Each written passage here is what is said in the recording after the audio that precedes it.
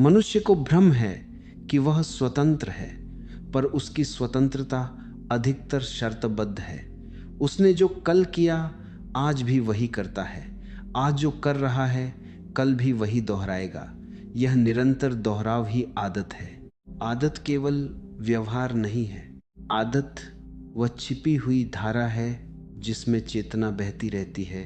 जिस दिशा में ऊर्जा बार बार जाती है वह दिशा पक्की हो जाती है। जैसे जंगल में एक रास्ते पर लोग बार बार चलें तो वहाँ पगडंडी बन जाती है, ठीक वैसे ही मन में भी पगडंडियाँ बन जाती हैं। कोई कुछ कहे और तुरंत क्रोध उठे, यह पगडंडी है। कोई प्रशंसा करे और भीतर अहंकार फूल जाए, यह भी पगडंडी है। धीरे धीरे ये पगडंडियाँ इतनी मजबूत हो जाती हैं कि मनुष्य उन्हें अपनी प्रकृति समझने लगता है। वह कहता है मैं ऐसा ही हूँ, पर वह ऐसा ही हूँ। असल में आदतों का संग्रह है, स्वभाव का सत्य नहीं। जीवन बदलने की बात लोग अक्सर करते हैं। वे बड़े संकल्प लेते हैं, नए वर्ष पर प्रण करते हैं, नई शुरुआत का उत्साह पैदा करते हैं, पर कुछ ही दिनों में सब पुराना लौट आता है।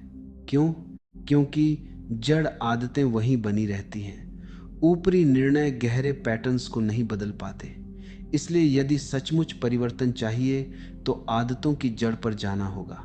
जब तक आदतों का महत्व समझ में नहीं आता तब तक परिवर्तन केवल कल्पना रहेगा। 5 आदतों की चर्चा का अर्थ है 5 नई दिशाओं का चयन। ये 5 दिशाएं जीवन की धारा को मोड़ सकती हैं। पर सबसे पहले यह स्वीकार करना होगा कि अभी जीवन आदतों द्वारा संचालित है। आदतों की सबसे बड़ी विशेषता यह है कि वे अचेतन में काम करती हैं, तुम्हें पता भी नहीं चलता और वे निर्णय ले लेती हैं। किसी ने कुछ कहा, तुम्हारे भीतर प्रतिक्रिया उठी और शब्द बाहर आ गए। बाद में पछतावा होता है, पर तब तक देर हो चुकी होती है। यह यांत्रिकता ही दुख का मूल कारण है। जब मनुष्य जागरूक नहीं होता तो वह अपने ही व्यवहार का दास बन जाता है। इस दासता से मुक्ति का पहला कदम है पहली आदत को समझना और अपनाना। पहली आदत है जागरूकता। जागरूकता का अर्थ है जो घट रहा है उसे होते हुए देखना। चलते समय देखो कि कदम कैसे उठ रहा है, बोलते समय देखो कि शब्द कहाँ से आ रहे हैं, खाते समय केवल स्वाद में खो मत जाओ। अपने भीतर की प्रवृत्ति को भी देखो कि तुम जल्दी में हो या शांत हो। जागरूकता साधारण प्रतीत हो सकती है, पर उसका प्रभाव गहरा है। अंधकार में आदतें पनपती हैं, प्रकाश में वे ढीली पड़ने लगती हैं। जैसे ही तुम क्रोध को उठते हुए देख लेते हो, उसकी पकड़ कम हो जाती है। जैसे ही तुम तुलना करते हुए स्वयं को पकड़ लेते हो, तुलना का विष थोड़ा घट जाता है। जागरूकता कोई कठोर अनुशासन नहीं है, न कोई धार्मिक नियम या देखने की कला है। जब देखने की क्षमता बढ़ती है तो मनुष्य अपने ही मन का साक्षी बन जाता है। साक्षी होना ही स्वतंत्रता का आरंभ है। जब तुम साक्षी हो तब आदतें तुम्हें खींच नहीं पाती, वे केवल सामने आती हैं और गुजर जाती हैं। धीरे धीरे एक दूरी बनती है तुम और तुम्हारी आदतों के बीच। इस दूरी में ही परिवर्तन की संभावना छिपी है। कल्पना करो कि कोई व्यक्ति प्रतिदिन 10 मिनट पूर्ण जागरूकता का अभ्यास करे। वह सुबह उठते ही अपनी सांस को देखे, अपने विचारों को देखे, दिन भर में उठती प्रतिक्रियाओं को देखे। कुछ ही समय में उसे दिखाई देने लगेगा कि उसका अधिकांश व्यवहार दोहराव है। यह देखना ही पहला झटका है। जब मनुष्य स्वयं को यंत्रवत देख लेता है तभी भीतर से परिवर्तन की इच्छा जन्म लेती है, अन्यथा वह स्वयं को सही ठहराता रहता है। इसलिए 5 आदतों की यात्रा में पहली आदत ही आधार है। यदि जागरूकता नहीं है तो बाकी 4 आदतें केवल बाहरी सुधार बन जाएंगी, पर यदि जागरूकता है तो हर छोटी क्रिया भी ध्यान बन सकती है। धीरे धीरे जीवन का हर क्षण एक प्रयोगशाला बन जाता है। तुम स्वयं को देखते हो, समझते हो और जहां आवश्यक हो वहां दिशा बदलते हो। यही वह वास्तविक क्रांति है, बिना शोर के भीतर घटने वाली। आदतों का महत्व इसलिए है कि वे जीवन की दिशा तय करती हैं, और जागरूकता का महत्व इसलिए है कि वह दिशा बदलने की क्षमता देती है। जब देखने की लौ जलती है तो मनुष्य अपने ही पैटर्न्स से मुक्त होने लगता है। यहीं से परिवर्तन की शुरुआत होती है। यही पहला कदम है। छोटा दिखता है, पर इसी में पूरी यात्रा का बीज छिपा है। बाकी 4 आदतें इसी बीज से अंकुरित होंगी। जब जागरूकता की लौ स्थिर होने लगती है, तब एक नया आयाम खुलता है। देखना पर्याप्त नहीं है। देखने के बाद जीवन में एक सूक्ष्म परिवर्तन जन्म लेता है। यही दूसरी आदत का प्रवेश होता है, प्रतिक्रिया छोड़कर उत्तर देना। जागरूकता तुम्हें यह दिखाती है कि तुम यांत्रिक हो। अब दूसरी आदत तुम्हें सिखाती है कि उस यांत्रिकता को तोड़ना कैसे है। मनुष्य का अधिकांश जीवन प्रतिक्रियाओं से बना है। कोई शब्द सुनते ही भीतर एक बटन दब जाता है। कोई व्यवहार देखते ही पुराना घाव सक्रिय हो जाता है। यह प्रतिक्रिया अतीत से आती है। वर्तमान केवल बहाना होता है, जैसे किसी ने दरवाज़ा खटखटाया और भीतर से पुरानी स्मृति बाहर आ गई। तुम सोचते हो कि तुम सामने वाले को जवाब दे रहे हो, पर वास्तव में तुम अपने अतीत को दोहरा रहे हो। यही प्रतिक्रिया है, अनदेखा, अनचाहा पर तेज। उत्तर देना बिल्कुल अलग है। उत्तर का जन्म वर्तमान में होता है, वह ठहराव से आता है। जागरूकता ने तुम्हें यह देखने की क्षमता दी कि प्रतिक्रिया उठ रही है। अब दूसरी आदत तुम्हें सिखाती है कि उस उठती हुई लहर पर तुरंत सवार न हो जाओ। लहर को देखो, उसे गुजरने दो। जो शेष बचेगा वही उत्तर होगा। इस प्रक्रिया में जल्दी नहीं होती, पर स्पष्टता होती है। कल्पना करो कि कोई तुम्हारी आलोचना करता है। पुराना ढांचा तुरंत सक्रिय होना चाहता है। या तो बचाव करो या आक्रमण करो। यदि तुम उसी क्षण रुक सको, सिर्फ कुछ श्वासों तक ठहर सको, तो तुम्हें भी तर का कंपन दिखाई देगा। शरीर में गर्मी बढ़ेगी, विचार तेजी से दौड़ेंगे। अगर तुमने तुरंत बोल दिया तो वही पुराना पैटर्न दोहर जाएगा, पर यदि तुमने विराम लिया तो शब्द बदल जाएंगे। कभी कभी शब्द की आवश्यकता ही समाप्त हो जाएगी। यह विराम ही दूसरी आदत का हृदय है। विराम कोई कमजोरी नहीं है। अक्सर लोग सोचते हैं कि तुरंत जवाब देना ही ताकत है, पर तुरंत जवाब अधिकतर असुरक्षा से आता है। जिसे अपने भीतर भरोसा है वह ठहर सकता है। वह प्रतिक्रिया की आग में कूदने के बजाय उसे बुझते हुए देख सकता है। इस ठहराव में गरिमा है। यह तुम्हें अपने ही भीतर एक नया केंद्र देता है। दूसरी आदत का अभ्यास छोटे छोटे प्रसंगों से शुरू हो सकता है। कोई वाहन आगे निकल जाए और तुम्हारे भीतर चिड़चिड़ापन उठे, उसे देखो, पर तुरंत हॉर्न न बजाओ। घर में कोई मतभेद हो और आवाज़ ऊंची होने लगे, एक क्षण चुप हो जाओ। यह चुप्पी दमन नहीं है, यह सजग ठहराव है। इससे भीतर एक नई समझ जन्म लेती है। तुम देखोगे कि अधिकतर संघर्ष अनावश्यक थे। वे केवल प्रतिक्रिया की आदत से पैदा हुए थे। धीरे धीरे यह अभ्यास संबंधों को बदल देता है। जहाँ पहले टकराव था, वहाँ संवाद संभव होता है। जहाँ पहले कटुता थी, वहाँ करुणा उभर सकती है। क्योंकि जब तुम प्रतिक्रिया नहीं करते, तब तुम सामने वाले को भी अपने पैटर्न से बाहर आने का अवसर देते हो। 2 यांत्रिकताएं जब टकराती हैं तो शोर पैदा होता है, पर एक जागरूक व्यक्ति सामने हो तो ऊर्जा की दिशा बदल जाती है। यह आदत तुम्हें आंतरिक स्वतंत्रता देती है। अब तुम्हारा व्यवहार परिस्थिति का दास नहीं रहता। तुम चुन सकते हो कि कैसे बोलना है, कैसे चुप रहना है, कैसे आगे बढ़ना है। यह चुनाव ही आत्मसम्मान को जन्म देता है। तुम्हें पहली बार महसूस होगा कि तुम अपने ही जीवन के सहभागी हो, सिर्फ दर्शक नहीं। इस प्रकार जागरूकता ने जो प्रकाश जलाया था, दूसरी आदत उसे व्यवहार में उतारती है। देखना आधार था, अब सजग उत्तर देना उसकी अभिव्यक्ति है। जब यह अभ्यास गहराता है तो तुम्हारी ऊर्जा अनावश्यक संघर्षों में व्यर्थ नहीं होती। वह सृजन में लग सकती है। और यही परिवर्तन की दिशा है, भीतर से बाहर की ओर, धीरे धीरे पर स्थायी रूप से। जब सजग उत्तर देने की कला थोड़ी स्थिर हो जाती है, तब जीवन में एक और गहराई खुलती है। अब तक तुमने देखा कि भीतर उठती लहर पर तुरंत सवार नहीं होना है। अब तीसरी आदत तुम्हें उस स्रोत तक ले जाती है जहां अधिकांश प्रतिक्रियाएं जन्म लेती हैं, भीड़ की निरंतरता से बाहर आना और एकांत को अपनाना। यह तीसरी आदत है, अकेले रहने की कला। मनुष्य बाहरी शोर में स्वयं को सुरक्षित महसूस करता है, पर यही शोर उसके भीतर की बेचैनी को ढंक देता है।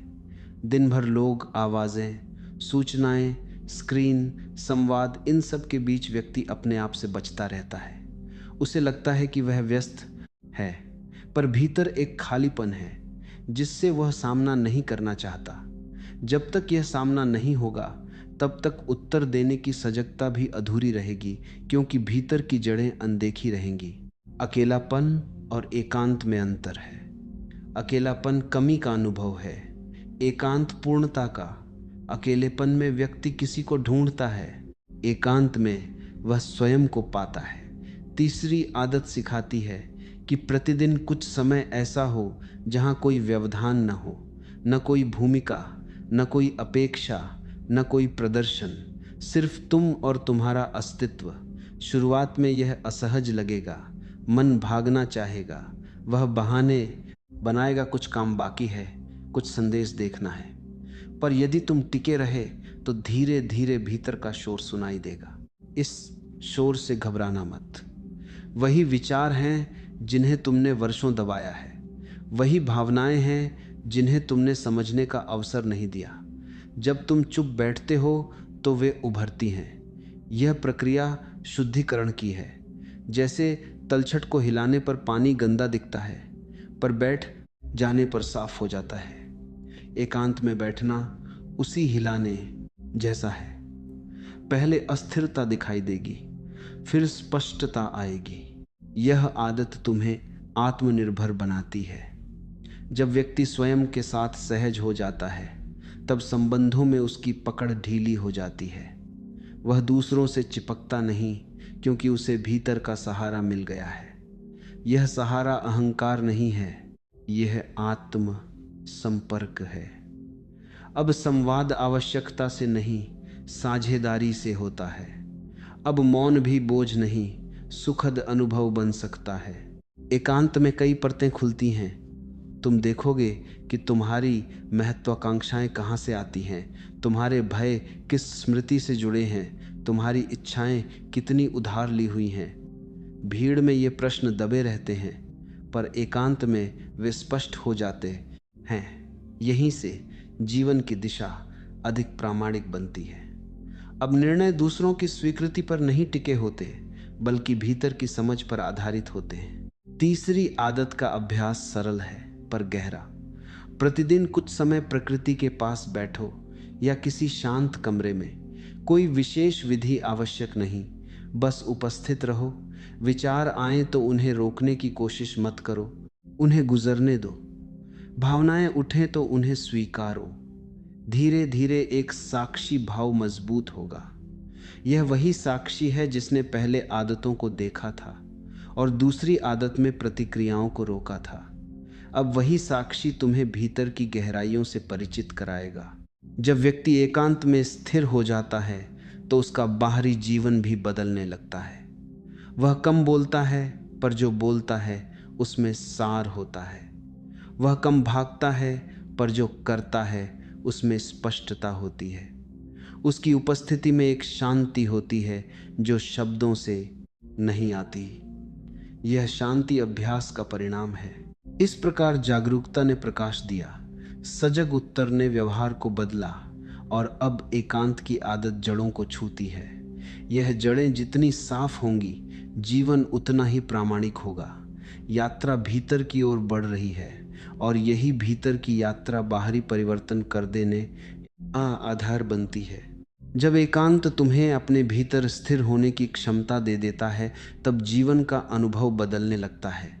अब तुम भीड़ से भागकर नहीं, भीतर से भरकर लौटते हो। यही चौथी आदत जन्म लेती है कृतज्ञता और उत्सव की चेतना। यदि भीतर शांति है पर हृदय में आभार नहीं, तो साधना अधूरी रह जाती है। क्योंकि शांति सूखी भी हो सकती है, उसे रस चाहिए, और वह रस कृतज्ञता से आता है। मन का स्वभाव कमी को देखना है। उसे जो मिला है वो सामान्य लगता है, जो नहीं मिला वही विशेष प्रतीत होता है। इस प्रवृत्ति के कारण मनुष्य निरंतर तुलना में जीता है। दूसरे के पास क्या है, मुझे क्या नहीं मिला, मैं कहाँ पीछे रह गया, ये प्रश्न भीतर एक सूक्ष्म असंतोष को जन्म देते हैं। यह असंतोष धीरे धीरे जीवन की दृष्टि बन जाता है। फिर चाहे कितनी भी उपलब्धियां हों, अंदर खालीपन बना रहता है। चौथी आदत इस दृष्टि को पलट देती है। कृतज्ञता का अर्थ है जो है उसे पूर्ण ध्यान से देखना। श्वास है, आकाश है, शरीर चल रहा है, मन सोच सकता है, कुछ लोग जीवन में हैं। इन सबको साधारण मत समझो। जब तुम इन्हें देखना शुरू करते हो तो भीतर एक गर्माहट फैलती है। गर्माहट किसी बाहरी पुरस्कार से नहीं आती, यह स्वीकार से आती है। तुम जीवन को धन्यवाद देना सीखते हो, किसी विशेष कारण के बिना। यह आदत अभ्यास मांगती है। प्रतिदिन कुछ क्षण उन चीज़ों को याद करो जिनके लिए तुम आभारी हो सकते हो। शुरुआत में मन विरोध करेगा, वह कहेगा समस्या इतनी है, इन छोटी बातों से क्या होगा। पर यही छोटी बातें भीतर के वातावरण को बदल देती हैं। जैसे ही तुम आभार व्यक्त करते हो, मन का ध्यान अभाव से हटकर समृद्धि पर आ जाता है। यह परिवर्तन सूक्ष्म है पर गहरा। कृतज्ञता से उत्सव जन्म लेता है। उत्सव का अर्थ है जीवन को बोझ नहीं, अवसर की तरह देखना। किसी विशेष दिन का इंतजार नहीं, साधारण क्षण भी उत्सव बन सकते हैं। चलना भी, काम करना भी, मौन में बैठना भी, सब में एक आनंद की धारा प्रवाहित हो सकती है। जब भीतर आभार होता है तो हर घटना एक उपहार बन जाती है। तब सफलता अहंकार नहीं लाती और असफलता कटुता नहीं देती। दोनों को स्वीकारने की क्षमता विकसित होती है। यह दृष्टि संबंधों को भी रूपांतरित करती है। जहाँ पहले अपेक्षाएं थीं, वहाँ अब सराहना होती है। तुम दूसरों से यह मांगना छोड़ देते हो कि वे तुम्हें पूर्ण करें। तुम उन्हें धन्यवाद देना सीखते हो कि वे तुम्हारे जीवन में उपस्थित हैं। यह परिवर्तन संबंधों में सहजता लाता है। अब पकड़ नहीं, प्रेम संभव होता है। उत्सव कोई शोर नहीं है, यह भीतर की लय है। कभी वह मुस्कान बनकर प्रकट होती है, कभी मौन संतोष बनकर। जब व्यक्ति कृतज्ञ होता है तो उसकी चाल में भी हल्कापन आता है। वह छोटी छोटी बातों पर शिकायत नहीं करता। उसे पता होता है कि जीवन स्वयं में एक चमत्कार है। इस बोध के साथ जीना ही चौथी आदत का सार है। यह आदत तुम्हारी ऊर्जा की दिशा बदल देती है।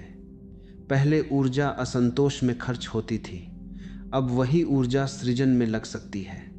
पहले मन अभाव पर केंद्रित था, अब वह उपलब्धियों और संभावनाओं को देखता है। यह परिवर्तन धीरे धीरे व्यक्तित्व को उज्जवल बनाता है।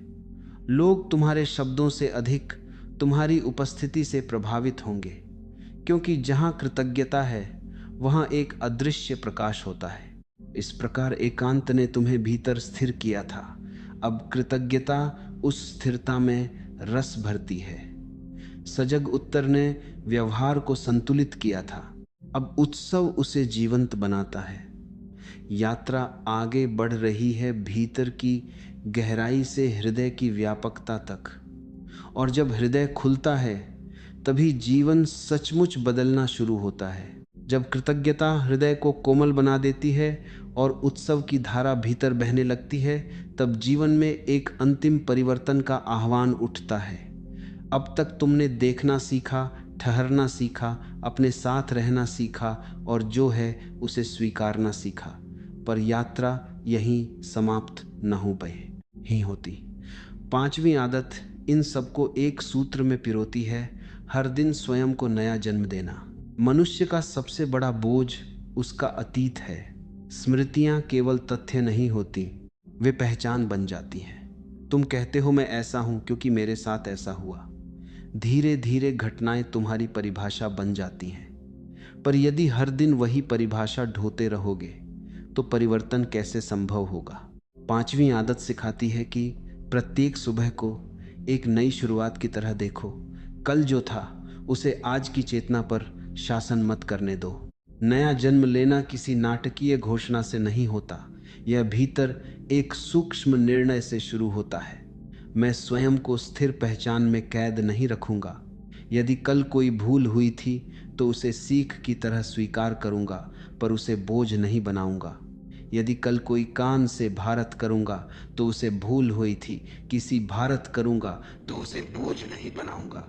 उपलब्धि मिली थी तो उसे स्मृति की तरह रखूंगा, पर उसे अहंकार का आधार नहीं बनाऊंगा। यह दृष्टि तुम्हें हल्का करती है। हर दिन को अंतिम मानकर जीने का अर्थ निराशा नहीं, तीव्रता है। जब तुम्हें स्मरण रहता है कि समय सीमित है तो तुम अनावश्यक बातों में ऊर्जा नहीं गंवाते, तुम टालते नहीं, तुम टकरावों को लंबा नहीं खींचते, तुम प्रेम को स्थगित नहीं करते। जीवन तत्काल हो जाता है। यह तत्क्षणता ही आंतरिक पुनर्जन्म का संकेत है। इस आदत का एक और आयाम है सीखते रहना।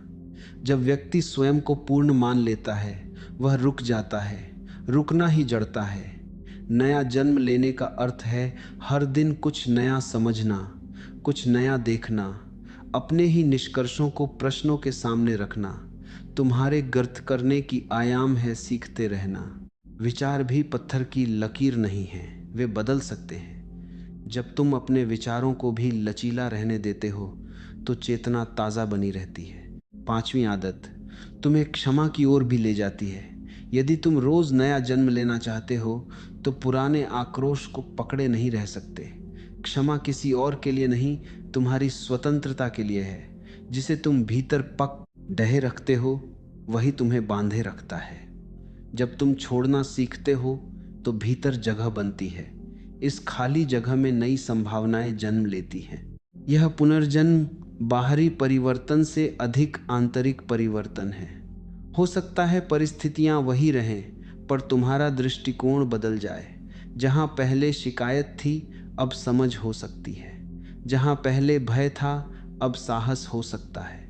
यह परिवर्तन धीरे धीरे जीवन की दिशा को बदल देता है।